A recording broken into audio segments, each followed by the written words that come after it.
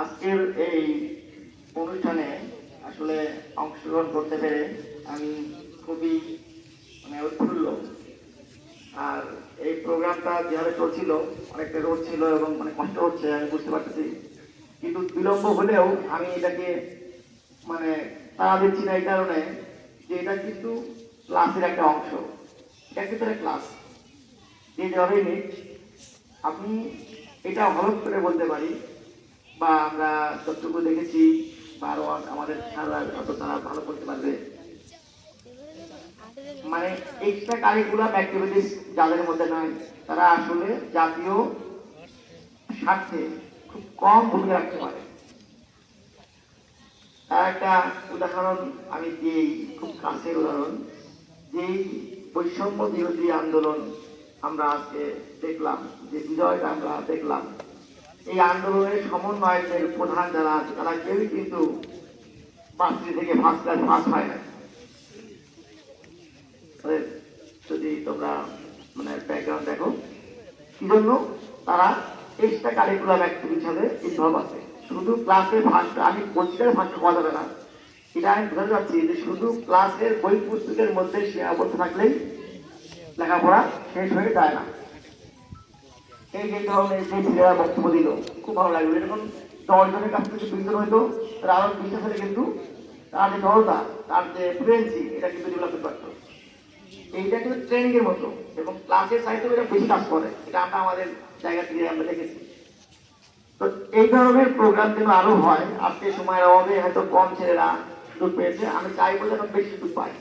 বক্তব্যের অভ্যাসটা, কথা বলার অভ্যাস, এগুলো মানুষ যদি এক্সপ্রেসিভ না হয়, সে যদি তাকে প্রকাশ করতে না পারে, এটা তার কোনো ব্যর্থতা, তার এই শিক্ষা কোনো দাম আসবে না।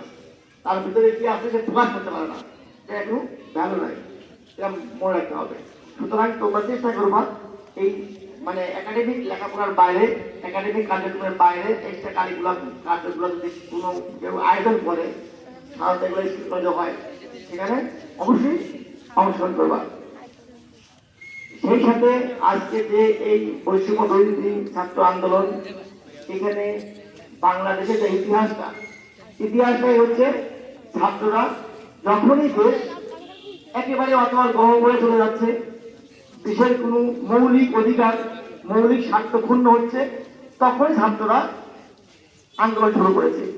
একেবারে লাস্ট স্টেজে বাংলা থেকে শুরু করে 2024 পর্যন্ত যতবার ছাত্র আন্দোলন হয়েছে, যেগুলো সফল হয়েছে সেগুলো একেবারে লাস্ট স্টেজে, গুলির মুখে, যখন সব দেশ কোনো উপায় নাই, কেউ পারে নাই, তখন ছাত্ররা দাঁড়িয়েছে এবং তারা বিজয় ছিনিয়ে এনেছে।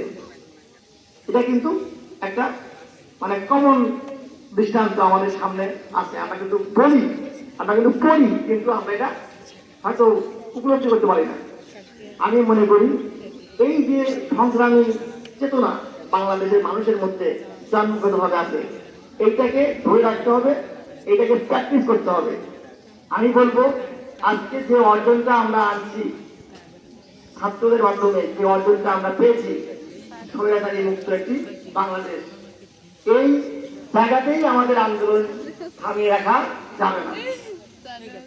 দেশ স্বৈরাচার মুক্ত হয়েছে, দেশের সরকার হবে কি হবে না হবে সেগুলো দেশের যারা এই আন্দোলনের যারা স্টেক হোল্ডার আছে, এই দেশের যারা রাজনীতিবিদ আছে, তারা আলোচনা করে সমাধান করবে।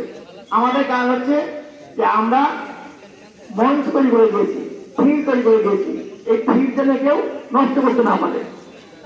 আজকে এই অর্জনটাকে পূর্ণ করার জন্য, কলঙ্কিত করার জন্য অনেক ঘটনা ঘটেছে। তার মধ্যে 1 নম্বর হচ্ছে অনেকের বাড়ি ঘরে হামলা হয়েছে, অনেকের দোকানপাটে হামলা হয়েছে, অনেকের জীবন নাশের জন্য হামলা হয়েছে। এগুলোকে ত্যাগ করতে হবে, কারণ আমার আন্দোলন কিন্তু সাকসেস হয়েছে। এখন আমাকে থামতে হবে। আমার কাজ হচ্ছে এদেরকে দেখাশোনা করা। এখন বাংলাদেশের প্রত্যেকটা মানুষের অধিকার আছে এই দেশে থাকার, প্রত্যেকটা মানুষের অধিকার আছে।